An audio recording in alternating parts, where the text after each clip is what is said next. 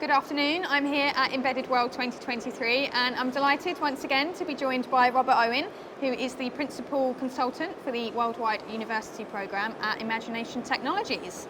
Now today we are of course going to be talking about the university programme, but more importantly about the launch of its first Edge AI course. But before we get started, Robert, why don't you just give us a brief introduction of yourself? Nice to see you again, Paige. I'm Robert Owen. I've been involved in university programs for 29 years at TI, at ARM, RS Components, and now at Imagination. So I've had something of a career in building links between universities and technology companies. And I could have retired, but it's a great job and it's a very rewarding one. So just back from Japan, in fact, where we've been running workshops. Fantastic. And tell us a little bit about Imagination as a company. What do they do? Well, Imagination is an IP company, so we design processors. We're best known for graphics processors. More recently, we've moved into neural network accelerators and into RISC-V CPUs. Mm-hmm.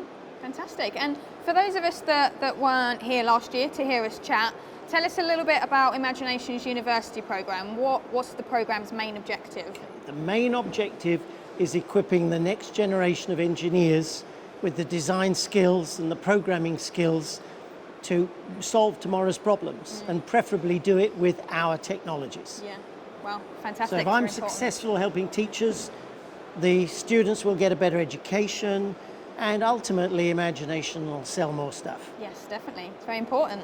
And obviously last year we were talking about the RV FPGA Computer Architecture and SoC course. So can you give us a little bit of an update of the last 12 months? I'd love to, because it's been a very adventurous year. We were just about to start our workshops program. I think we'd started in the US when we spoke last year. Yeah. Well, we've now trained over 400 teachers. I'm just back from Japan, where across 2 days, 58 teachers went through the RV FPGA one-day workshop. Yeah. We were in Israel, 28 teachers trained in January. And last year we had 3 events in the US, including at MIT and in Silicon Valley, and across Europe, including at the University of Applied Sciences in Munich. And across the rest of this year, we'll be in Taiwan and in Korea and across China with this workshop. Keeping busy. Yeah, very much so. And the aim is to enable the teachers to very easily pick up these materials and introduce them into their curriculum with a very simple aim. We want RV FPGA to become the standard choice for undergraduate education in computer architecture. And we've got real momentum behind it now, and I think that objective can be achieved. Yeah. So what did the workshops actually involve? It was targeted at teachers, so it was a teach the teacher. Basically, it introduced how to set up the materials. One of the problems is when you're running a soft core on FPGA, there's a lot of tools to set up. So it goes through the setup, so that way teachers know what success looks like. Yeah. So in future, they can see if it's not working right, they can quickly debug it. So it gets them set up quickly. It then goes through some of the materials, they actually do some of the labs, and they get the chance to discuss what's it like putting this course into their curriculum. So at the end of that day, they go back to their university knowing what the course is about, how to get it working, and probably some good ideas how they could put it into their curriculum. And in Israel, for example, one of the top universities there, the Technion, they decided that this met their needs, and they're busily putting it into their curriculum right now, and several other universities in Israel are following. So it was a really successful workshop series there. Yeah. What was some of the feedback like from some of the teachers that attended? Very positive. Some of them perhaps concerned about the cost of platforms, as teachers often are. Yeah. And changing what may be an established course is always an area of resistance. But if they come to the workshop, I think we make the cost of change to them much less. So generally the feedback was very good. And I reckon that half the people that come to the workshops will use those materials either in projects or introduce them as classes. Yeah. So we get a very high conversion rate. Definitely. And I understand that now you've launched your first Edge AI course, which is very exciting. So what's the aim of this course in particular? Developing teaching materials is one of the main elements of my activities. Yeah. And we've been working on an Edge AI course for 3 years. And I learned firsthand that AI is very important. It's pervading every aspect of electronics now. There's going to be a degree of intelligence in everything. Teaching young students about this is clearly very important. The difficulty is the field is changing so fast, and the platforms and the software is changing so fast, that no sooner have you finished something than it'll be out of date. Yeah.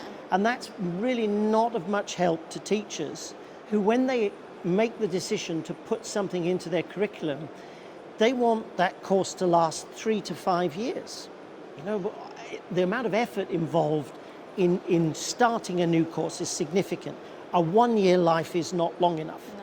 So across this 3 years that we've been working on this course, what we've been trying to do is to settle on platforms and software and tools that we've got a good level of confidence in will still be fully supported and working over the next few years. And in terms of the content, that was relatively easy to settle, but the issue of platforms and tools was really significant. And again, this course is aimed at teachers? It's aimed at teachers, and the target audience for them is undergraduate students. So it's sort of a start here course for AI. Yeah. You know, what's AI? What's edge AI? What's the difference? Yeah. What are the most popular algorithms? And then a series of hands-on labs on things like object detection, object segmentation, object recognition, speech recognition, speech generation. Yeah. The most common things that you would do with an edge AI system.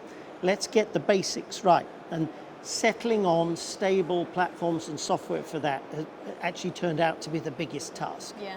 The So- hardest, I would say, of any of the projects we've ever had to do. Yeah.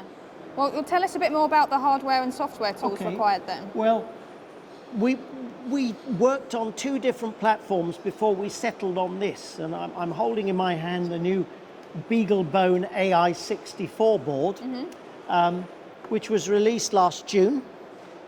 Went through sort of 6 months of firmware updates and various changes, which is quite disruptive to our development.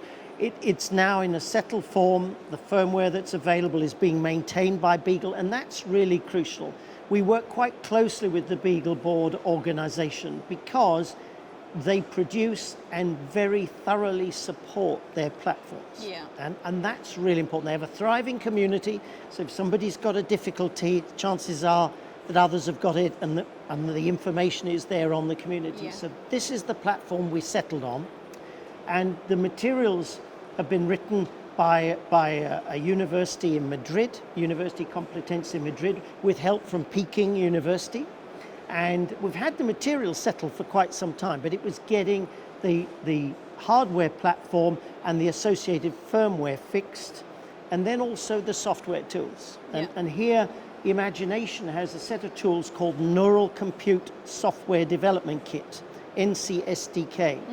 And we have an academic edition of that, which is a subset of the tools which specifically do the things that we want for this. And basically they enable you to write in TensorFlow and to map at that high level through OpenCL onto the GPU. And it's an Imagination GPU inside the TI chip that's at the heart of this board. Fantastic. So how long do you expect the course to be running before you need to update it again then? Okay, well, we press released it last week, and the materials are available for download now through the university program website.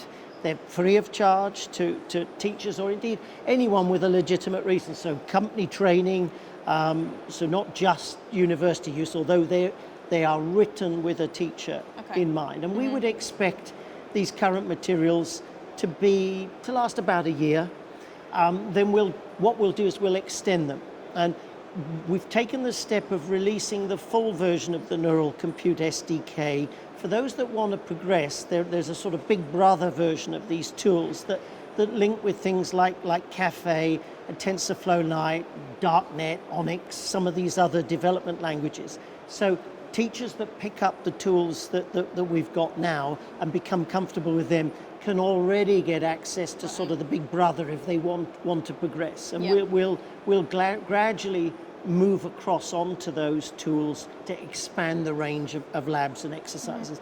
We've also got an eye on other Beagle platforms that may be suitable in the future. Yeah. But maintaining compatibility, keeping that thread so that the teachers that have made the investment to pick up what we've done now feel comfortable about moving to what's coming along without it being a revolutionary change. Yeah. That's what's different about these materials. Yeah, and speaking of the future then, what does the rest of 2023 look like, and what's going to be your main focus? Promoting the new Edge AI course, Yep. getting feedback and defining what we're going to do next in terms of new labs. Yeah. Because we'll maintain what we've got, but we're going to add on a lot more exercises. So what should we do?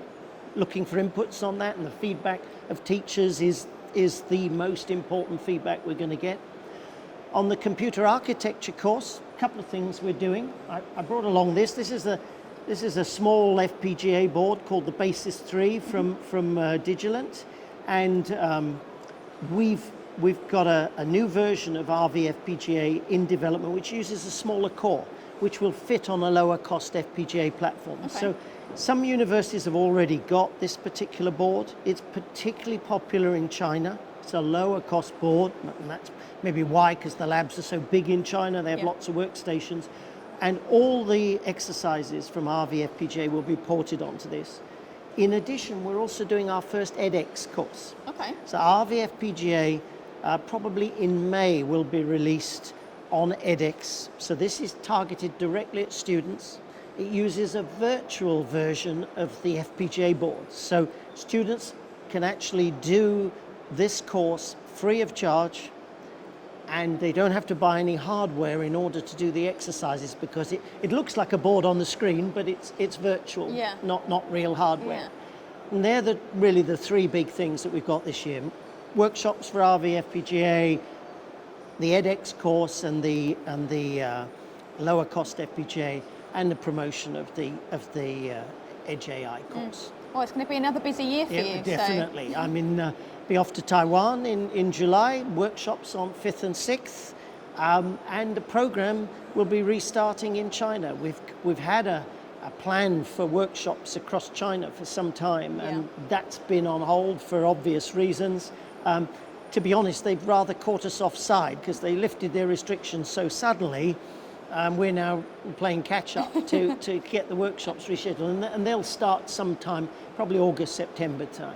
Okay, fantastic. Well, keep up the good work as always, and thank you for taking the time to chat with us. It's been a pleasure. It's a pleasure to see you again, Paige. Thank you very much. Robert.